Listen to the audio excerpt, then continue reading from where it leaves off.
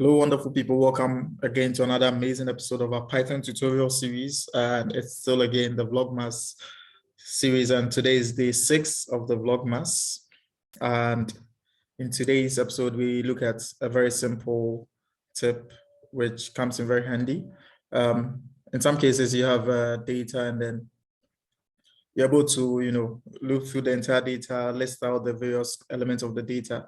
But then you also want to then identify the positions of the data, or to be able to map out the index or the indices of the various data. And an easy way to do that is just using the enumerate method.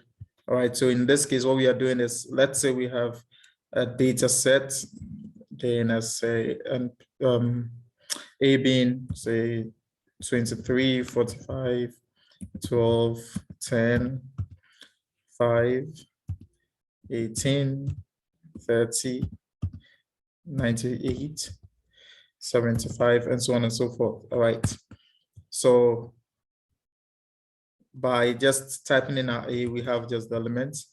Now, if we make use of the enumerate on the A, this brings the position or the index together with the element itself. So an easy way of doing that is to say for, say, our position, then the value in this. Let's say we just want to print out the position as well as the value. And that's it. So the very first value being 23 has an index of 0, and it increases in that order. And that's simply what we have. So with this, you're able to equally just pull the ranks of the various data sets themselves, as well as just also making use of the data itself.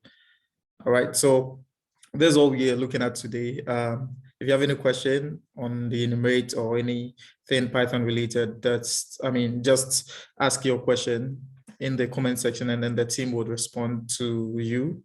It's been wonderful having you here. If you're new, don't forget to subscribe, turn on post notification, and then do like the content and share within your network. Do have a wonderful time. Bye-bye.